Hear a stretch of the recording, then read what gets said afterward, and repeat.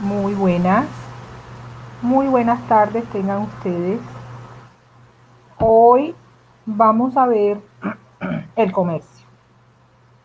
Vamos a ver el comercio. ¿Qué es el comercio? El comercio consiste en el intercambio de bienes y servicios entre varias partes, a cambio de bienes y servicios diferentes pero de igual valor. Es decir, el término de intercambio allí es el dinero. ¿Entendido? Entonces, el comercio es el intercambio de bienes y servicios, de bienes y o servicios. O son bienes o son servicios, o son bienes y también servicios. Siendo los bienes aquellos que son tangibles, los que podemos tocar, y siendo los servicios intangibles que solamente tienen que dar la satisfacción al cliente. La parte de los bienes y de los servicios es importante tenerla clara. Entonces, ¿qué es el comercio? Ese intercambio, tú me das, yo te doy. Tú me das un carro, yo te doy plata. Tú me atiendes, tú me das, ¿viste? Tú me das la carrera, tú me preparas en la carrera, que eso es servicio, y yo te doy plata. Pero tú me atiendes. Tú me atiendes. Servicio, cuando estamos en la sala de belleza. La niña nos coge el pelo, nos hace cosas lindas. Eso es servicio. ¿Entendido? Entonces el comercio es un intercambio de bienes a cambio de dinero o a cambio de otro bien, otro servicio que sea de igual valor y que sea diferente. Es decir, podemos cambiar una moto por un carro, podemos cambiar una casa por un carro. Es decir, son diferentes los bienes y deben tener el mismo valor. Es decir, si la moto me vale 20 millones, el carro pues me va a costar también 20 millones y lo que hacemos es un intercambio. Era lo que antes, por ejemplo, se llamaba trueque. En la época primitiva se llamaba trueque, en el esclavismo por allá. Entonces, ya tenemos claro qué es el comercio. El intercambio de bienes y servicios entre varias partes. ¿Cómo es eso de varias partes? Hombre, varias personas, varias empresas, varios estados. ¿Entendido? Ustedes notan que yo siempre les hablo de esas tres. Personas, empresas, estados. Eso es todo. ¿Listo?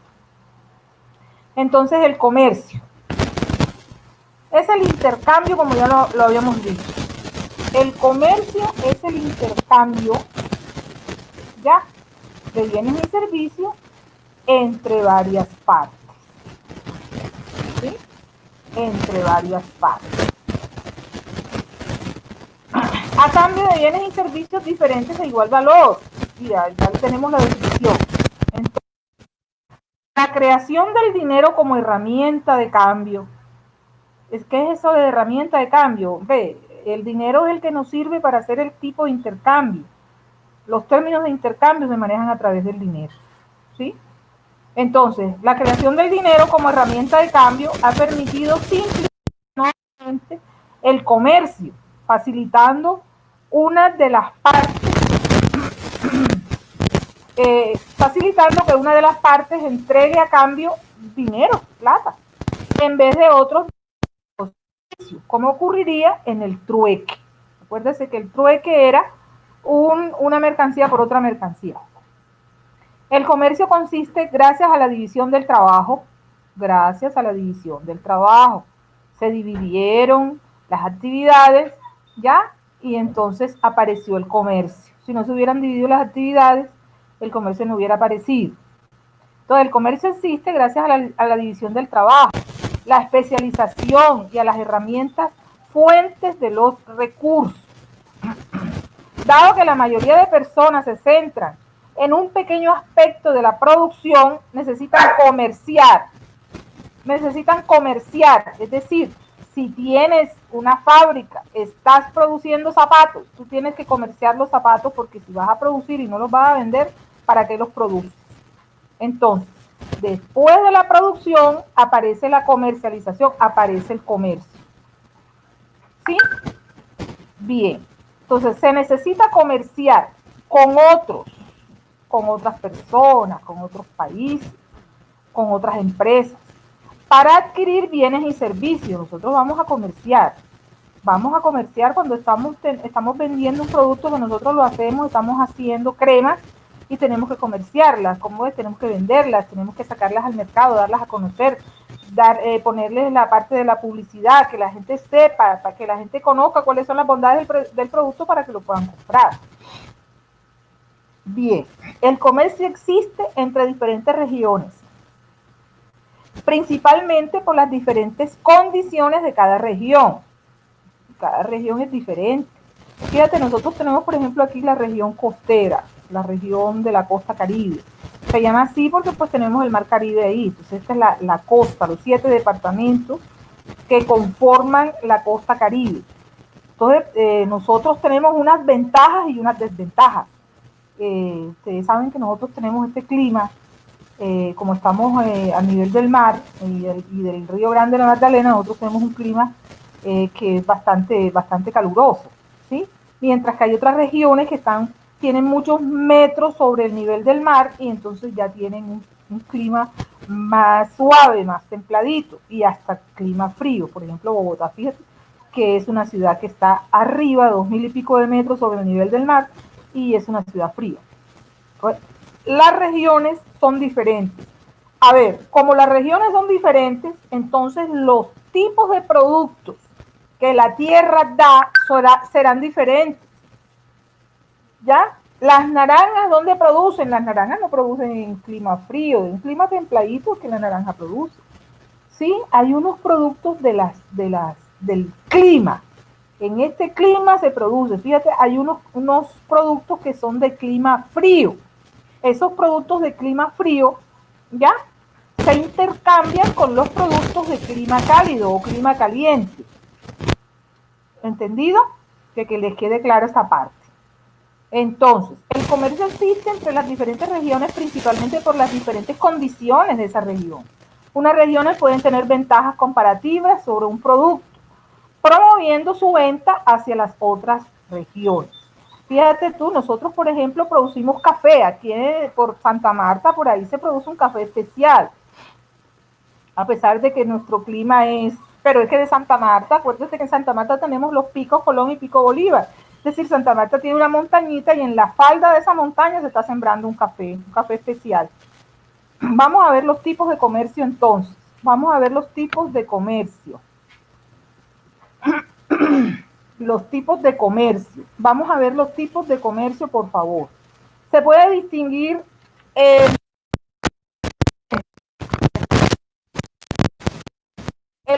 comercio al por menor. ¿Qué es esto de comercio al por menor? Es un comercio minorista. Un comercio minorista. Entonces, minorista, vamos a ver qué significa. Cuando decimos minorista, son pequeñas cantidades, ¿sí? Es decir, una docena, 2 docenas, 5 unidades, pocas cantidades. Es el dedicado a la venta directa de productos individuales o pequeñas cantidades a los consumidores, como por ejemplo una frutería. Sí, eso, ahí está, hay pequeñas cantidades de fruta y se están ofreciendo y se vende de a una, de a 5, en fin, se está vendiendo mangos, se está vendiendo uvas, entonces las está vendiendo por libras, pero entonces es un pequeño comercio, es un pequeño comercio. Tenemos el comercio al por mayor. ¿Qué es esto de comercio por mayor? Se dice mayorista. ¿Qué significa esto de comercio mayorista? Los comerciantes venden sus productos a los minoristas, es decir, ellos compran donde se producen cantidades, compran cantidades y ya le venden al minorista. El minorista compra una docena, 2 docenas y el mayorista compra por millares. Vamos a ver la importancia del comercio. Vamos a ver la importancia del comercio. Sí, importancia del comercio. Importancia del comercio. ¿Sí? Desde el surgimiento de las primeras civilizaciones, el comercio ha sido una pieza fundamental en la vida del ser humano. Miren, El pueblo fenicio, por ejemplo, en el siglo X antes de Cristo, sin tener ejército, no tenía ejército, difundió su cultura en todo el Mediterráneo, construyendo grandes puertos y embarcaciones, incluso inventando el alfabeto. Para poder realizar sus transacciones necesitaron el alfabeto y se lo inventaron a pesar de ser ya un grupo pequeño.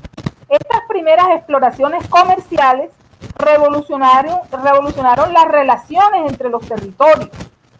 El intercambio de bienes entre pueblos no solo ha dejado de incrementarse con el paso de los años, sino que cada vez crece rápidamente. Cada vez crece rápidamente. ¿Sí? Entonces, a ver, un segundo, ya seguimos, un segundito. A ver.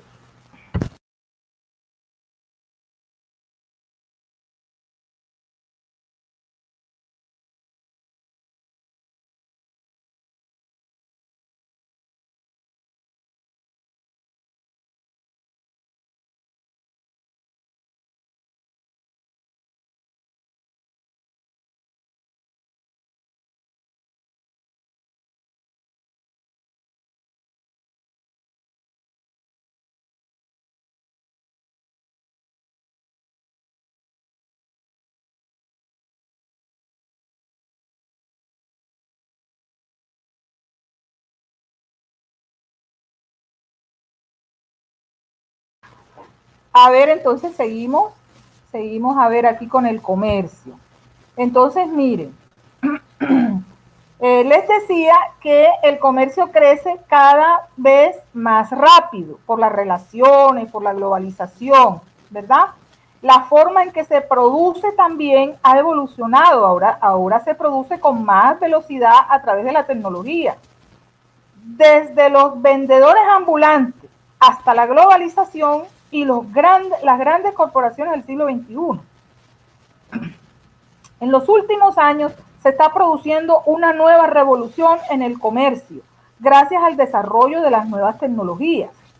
La revolución online, por ejemplo, fíjate tú ahora mismo con esta pandemia que estamos viviendo, la importancia de este desarrollo de lo que es esta revolución online, que nosotros trabajamos a través de estas plataformas de internet. Entonces, esta revolución online está cambiando drásticamente la forma de vida del ser humano. El comercio, como era de esperarse, ha sido uno de los grandes abanderados en esta revolución. Vamos a ver lo que es el comercio exterior. Vamos a ver. ¿Qué es el comercio exterior? El comercio exterior representa el intercambio entre un país y otro país. En términos de bienes y servicios, es lo que representa intercambiar después de las fronteras, entre fronteras, es decir, allá afuera hay diferentes países. Entonces yo negocio con todos ellos a través del comercio exterior. ¿Entendido? Con el fin de que las naciones involucradas puedan cubrir sus necesidades de mercado, tanto externas como internas. Eso significa que ningún país es autónomo, ningún país tiene todos los productos que necesita. Necesariamente deberá buscar lo que necesita, las partes faltantes en los otros países. Los otros países son, por ejemplo, digamos que a través de la historia ellos se han preocupado por especializarse de pronto en un tipo de mercancía, de producto, de servicio. Tenemos, por ejemplo, el café. Fíjense que hay unos países que han evolucionado tanto en la producción del café y ellos están exportando a todo el mundo ese café porque ellos son especialistas en la producción de ese vegetal. De la misma manera, hay países que se encargan por ejemplo, las joyas. Entonces, esos países se han especializado en sacar de la tierra las piedras preciosas, las trabajan, las elaboran y se encargan de comercializarlas con los otros países que no tienen estas minas. Por ejemplo, nosotros en Colombia tenemos unas minas de carbón. y comercializamos el carbón en el mundo porque todos los países necesitan carbón, mas no todos los países tienen yacimientos de carbón. Entonces, lo que no tienen unos, lo buscan con sus homónimos, con sus otros países. Y lo que ellos tienen, pues lo comercializan con los otros que no lo tienen. Esto es el comercio exterior, básicamente. ¿Sí? Estamos negociando con otros países lo que nosotros producimos y somos expertos en producir. Igualmente, aquel país, fíjate tú, Venezuela, por ejemplo, Venezuela tiene yacimientos de petróleo. Venezuela, ¿qué hace? Comercia su petróleo, es decir, yo tengo petróleo, aquí está el petróleo, yo les vendo petróleo, porque él tiene yacimientos de petróleo debajo de su superficie terrestre. Vamos a ver la definición de comercio exterior. El comercio exterior es el intercambio de bienes o servicios existente entre dos o más naciones, con el propósito de que cada uno pueda satisfacer sus necesidades de mercado, tanto internas como externas. ¿Cómo así? Nosotros vamos a negociar todo lo que necesitamos, inclusive dentro del mismo país, nosotros negociamos región con región. Ahora, ya el comercio exterior ya lo vamos a manejar es fuera de la frontera. ¿Ah? Ojo con eso. Fuera de la frontera, exterior, fuera de las fronteras del país. El comercio exterior está regulado por normas. Estos son los tratados. Aquí es donde están los tratados entre los países que hacen unas relaciones mutuamente beneficiosas. Es decir, vamos a negociar, vamos a ver, yo tengo esto, tú no lo tienes, yo te lo vendo a tanto, no me lo vendes muy caro, véndemelo más así, mira que yo te voy a comprar tanto, es decir, el negocio, se da el negocio. ¿Cuándo se va a negociar? ¿Cuándo se hace un negocio? Cuando yo necesito algo que tú tienes y entonces necesitamos ponernos de acuerdo con el precio y cómo va a ser el traslado, en fin, todo lo que se necesite. Entonces, está regulado por normas, por tratados, acuerdos, convenios internacionales entre los países para simplificar sus procesos y busca cubrir la demanda interna que no pueda ser atendida por la producción nacional. Ojo, cuando nosotros buscamos un producto fuera de las fronteras es porque la producción nacional no alcanza a satisfacer las necesidades de los asociados, es decir, las necesidades de las personas que vivimos allí. Por ejemplo, nosotros necesitamos arroz y el arroz que se produce en Colombia no alcanza a suplir todas las necesidades y hay restaurantes, hay negocios, las personas, las empresas y el mismo Estado para ayudar a los que lo necesitan arroz, entonces tenemos que buscar arroz en otro país. Vamos a ver ahora el origen del comercio exterior. El comercio internacional, que se llama el comercio exterior, comercio internacional, tiene su origen ante la necesidad de tener los países que hacer este intercambio de sus bienes. Ya, la finalidad es satisfacer todas las necesidades que cada país tiene, de acuerdo a sus recursos económicos. Es decir, yo tengo mi necesidad y de acuerdo a la plata que tengo la voy a satisfacer. ¿Entendido? El auge, el crecimiento del comercio mundial tiene su lugar desde mediados del siglo XV, por ahí, a mediados del siglo XV, con el descubrimiento de las Américas y el creciente intercambio comercial entre las potencias, esas potencias económicas del momento, de las colonias. Esta expansión del gobierno internacional ayudó realmente a la especialización del trabajo. Ojo que la especialización del trabajo es cuando las personas se dedican a la división del trabajo. Una sola prenda la hacen entre 10, como el cuento del alfiler. El alfiler, una persona haciendo alfiler, se hacía 100 alfileres al día. 10 personas haciendo alfileres y dividiendo las partes del alfiler, se hicieron 20,000 al día. ¿Por qué? Porque se especializan en una partecita y se vuelven muy rápidos, muy eficientes, ¿verdad? Bueno, la utilización de los beneficios, de las ventajas comparativas y el surgimiento de los modelos económicos formales que regularon el intercambio comercial de la época, como lo son el mercantilismo y el liberalismo, que representan los cimientos sobre los cuales se fundamentan los sistemas proteccionistas y de libre comercio. Un sistema proteccionista es que le ayuda a sus productores con beneficios para que no sufran, para que no vayan a quebrar. Entonces el gobierno les da una platica, un subsidio para que ellos no vayan a quebrar si no está el negocio muy bien, no tienen muchas utilidades con el exterior. En el libre comercio el Estado ya no te da esa plata, porque tú estás vendiendo bien, te está yendo bien y ya no necesitas ese proteccionismo, ¿verdad? Eso es lo que se da en el libre comercio, ya las empresas son libres, las empresas no están dependiendo de que el gobierno les esté dando un aporte para que no quiebre. Bien, vamos a ver el mercantilismo. ¿Qué es eso? El mercantilismo, ¿cuándo se desarrolló? A lo largo del siglo XVI y el siglo XVII. A mediados del siglo XVII se caracterizó principalmente por un fuerte proteccionismo estatal a las economías nacionales, ¿verdad?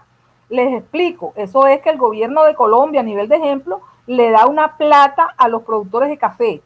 Cuando ellos salen al mundo a vender el café, ellos pueden estar vendiendo el café a $2, por ejemplo, a $2 el kilo.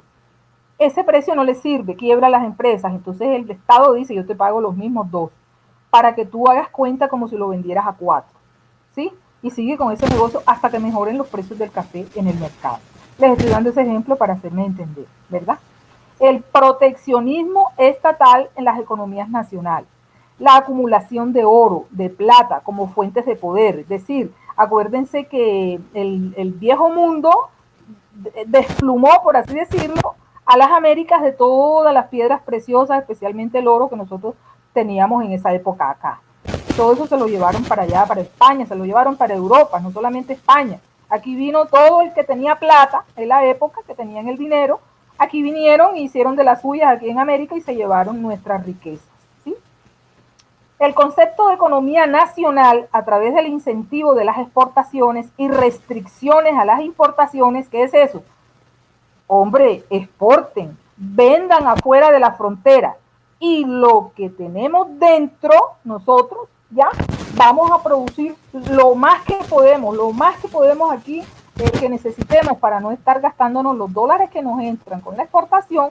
Entonces nos los estamos gastando importando materia prima, importando productos, importando servicios, aunque de todas maneras nosotros en las Américas ahora pues desde que tenemos a estos países desarrollados, pues es otra cosa, pero los otros países que no hemos alcanzado todavía ese desarrollo, entonces no tenemos esas grandes industrias acá, pero estamos creciendo, estamos trabajando duro para eso. Entonces las restricciones a las importaciones, en miras de mantener una balanza comercial favorable. ¿Qué se llama balanza comercial? La balanza comercial es las exportaciones más las importaciones, siendo las exportaciones lo que vendemos afuera y nos pagan en dólares. Sí, y las importaciones lo que compramos afuera y también tenemos que comprarlo en dólares. Sin embargo, esta balanza comercial significa que debe quedar en saldo positivo, es decir, debemos exportar más que lo que importamos. ¿Listo? Eso es lo que es tener una balanza comercial favorable. Significa que exportemos más que lo que importamos y siempre nos va a quedar un excedente en dólares dentro del país. Bien. Entonces, vamos a ver entonces que en la antigüedad estas barreras que son unas adopciones de medidas que el Estado tomaba para proteger la industria nacional, ¿sí? Esto se volvía en barreras que eran creadas con la finalidad de poder tener ingresos adicionales, poder enriquecer al país, al Estado, ¿sí? Sin embargo, en la actualidad, estas barreras se utilizan principalmente, con la finalidad de proteger la industria nacional, reducir los desequilibrios de la balanza de pagos, es decir, cuando estamos vendiendo más que lo que compramos, listo. Durante el siglo XIX, luego de un periodo caracterizado por un fuerte proteccionismo y el surgimiento de importantes teorías acerca de las ventajas del libre comercio, eso fue por ahí en el siglo XVIII, la rebaja de las presiones proteccionistas en cada nación de Europa, la industrialización, es decir, se volvieron industrializados esos países con la gran maquinaria y produciendo en masa, eso sale muy económico producir en masa, se vende en el mundo, todo esto, los carros, las motos, los celulares, todo lo que se produce en masa, a ellos les sale muy económico y eso lo puedes vender en el mundo, porque los otros países no tienen la capacidad que tienen estos países para lo que es ni el capital, ni tienen los modos de producción, los medios de producción. ¿Qué son los medios de producción? La empresa, la maquinaria, la tecnología, el conocimiento. Bien. Entonces surgieron nuevas economías en América. Empezaron a replantearse los postulados, ¿sí? Porque acuérdate que había una protección a la industria nacional. Luego, cuando nos damos cuenta que podemos producir y podemos tener utilidades, entonces ya los estados se fueron dando cuenta que no debían estar teniendo a las empresas ahí amarradas y estando dándoles plata. Las empresas solitas podían hacer los negocios y les podía ir bien. ¿Listo? Entonces, surgen unas teorías que presentan argumentos más económicos y menos comerciales, que justifican los motivos de la adopción de medidas menos proteccionistas.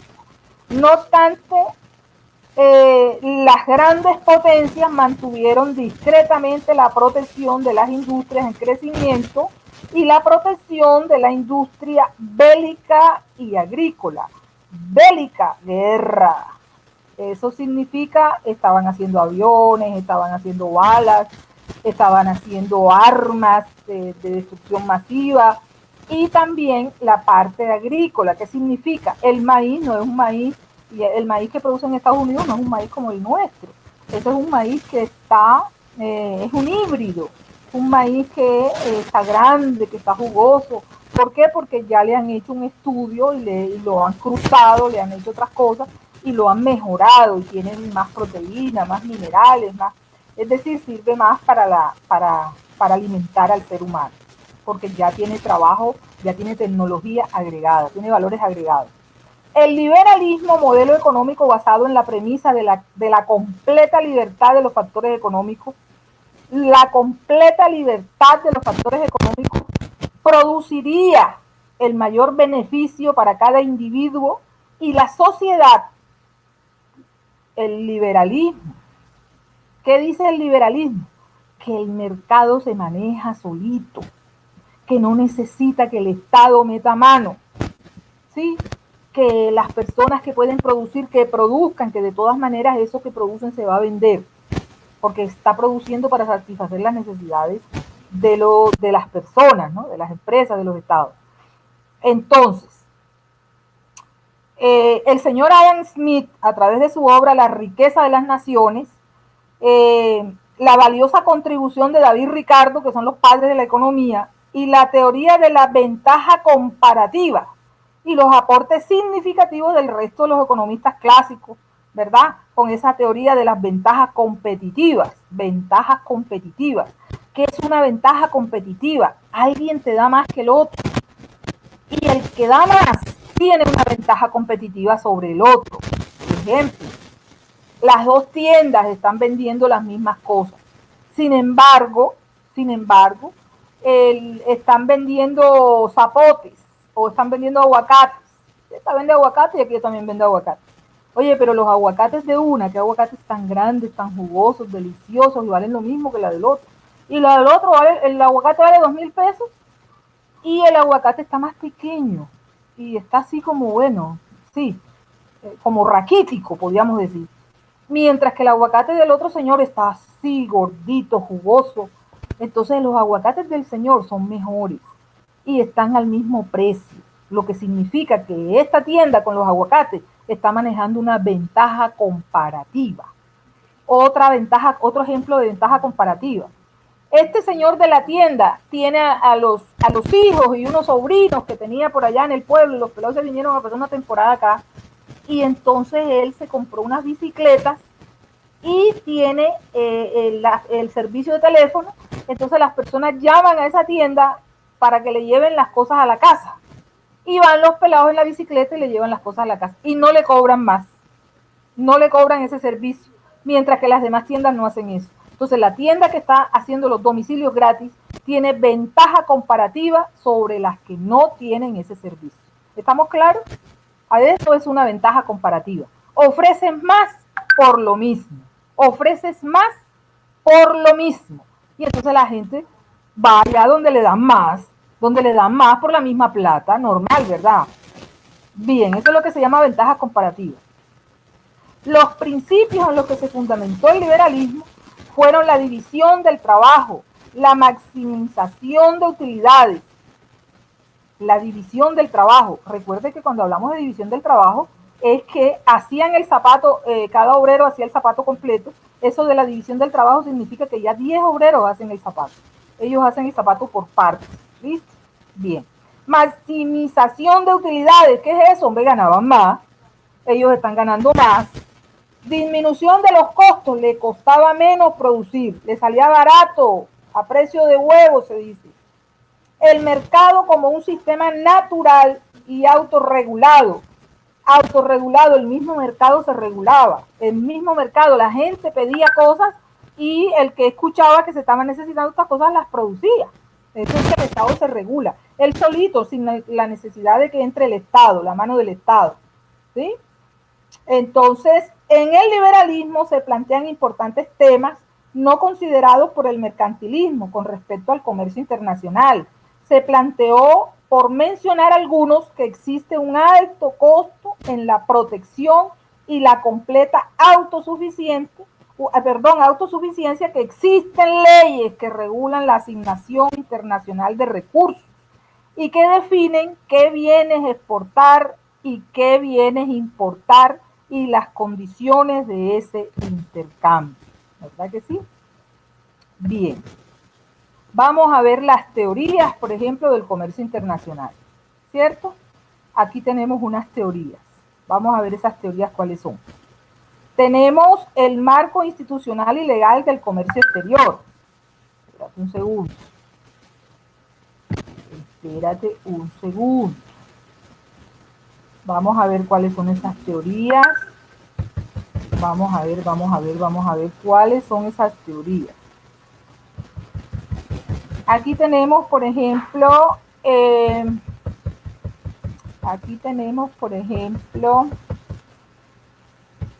el modelo de la ventaja absoluta de Adam Smith. Modelo de la ventaja absoluta de Adam Smith. Vamos a ver cuál es ese modelo de la ventaja absoluta de Adam Smith.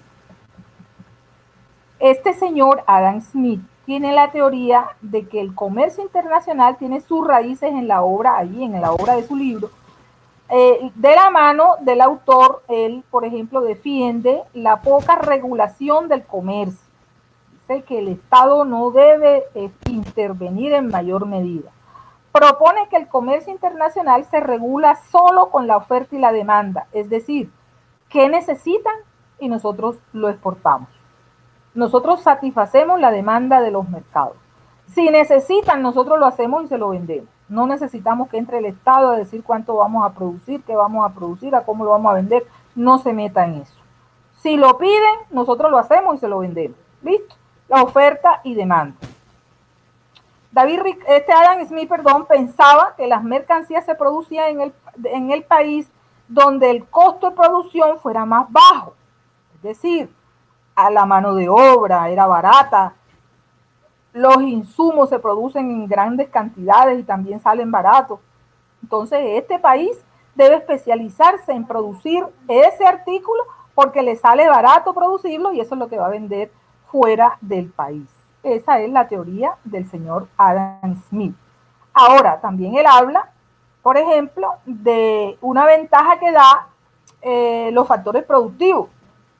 Eso significa que los países que son capaces de producir un bien utilizando menos factores productivos, esos tienen la obligación de producir ese bien.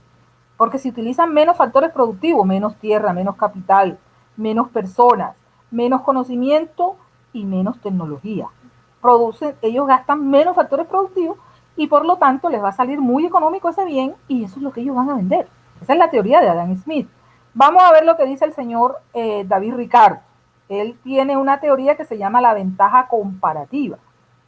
Este señor supone una evolución respecto a la teoría del señor Smith, el primero. Para David Ricardo, lo decisivo no son los costos de producción, sino los costos relativos, resultado de la comparación de los otros países. De acuerdo con esta teoría, un país siempre obtendría ventajas del comercio internacional aun cuando sus costos de producción fueran más elevados para todo tipo de producción fabricado, porque este país tenderá a especializarse en aquella producción en la que comparativamente fuera más eficiente. Tiene sentido esta teoría. Es decir, si en un país tiene la facultad y la facilidad de que las personas son hábiles, diestros para producir un bien, ellos deben producir ese bien, independientemente de lo que cueste producir bien. El modelo de gravedad de comercio, vamos a ver ese modelo de gravedad de comercio. Este modelo se establece entre los países, es proporcional al tamaño económico de ambos países, medido por su respectivo Producto Interno Bruto, disminuye con la distancia entre ellos, manteniéndose constante todas las demás variables. Esto se llama ceteris paribus en economía. Todas las demás variables permanecerán estables, ¿verdad? Vamos a ver entonces cómo es la parte del el Ministerio de Comercio. Vamos a ver cómo funciona esto. El Ministerio de Comercio dirige, coordina, ejecuta y vigila la política del comercio exterior de los bienes y servicios, también de la tecnología, en concordancia en los planes de desarrollo del país. Igualmente, centra sus actividades en tres áreas fundamentales.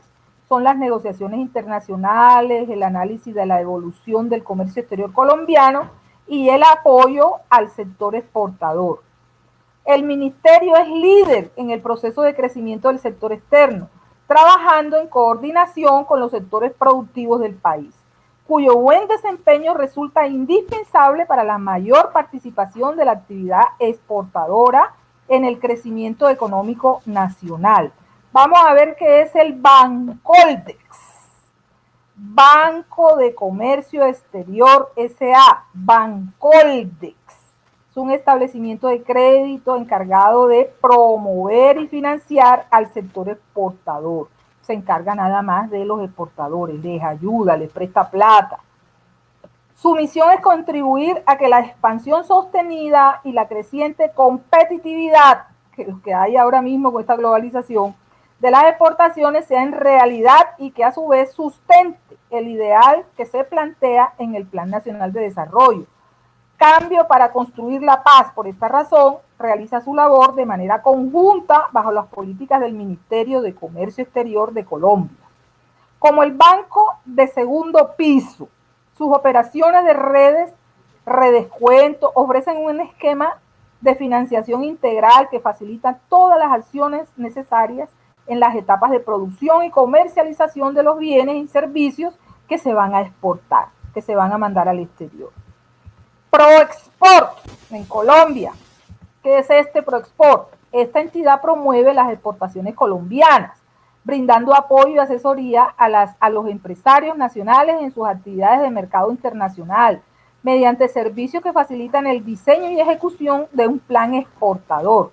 En el cumplimiento de estos propósitos, contribuye con el desarrollo de la cultura exportadora, con énfasis en la competitividad y productividad. De la misma forma, ofrece servicios especializados a las empresas extranjeras interesadas en adquirir bienes y servicios de nosotros, aquí de Colombia. A través de su red de oficinas comerciales actúa como un puente de contacto entre los empresarios, tanto de actividad de promoción comercial como los empresarios de inversión, es decir, los que venden y los que van a invertir para las empresas y los que compran, ofreciendo servicios tales como información comercial, contactos comerciales en Colombia, misiones comerciales de apoyo a la participación de ferias nacionales. El siguiente es el INCOMEX. ¿Qué es el INCOMEX? El Instituto Colombiano de Comercio Exterior. El INCOMEX ejecuta la política nacional de importación y exportación de bienes y tecnología, y servicios que dentro de la normatividad establecida por el gobierno nacional en materia de prevención y corrección de prácticas desleales, como por ejemplo el contrabando. Por eso son normas restrictivas y son normas que se le aplican al empresario nacional con el fin de facilitar las operaciones de importación y exportación de bienes y servicios, y también de tecnología, así como la capacitación para los usuarios del comercio exterior.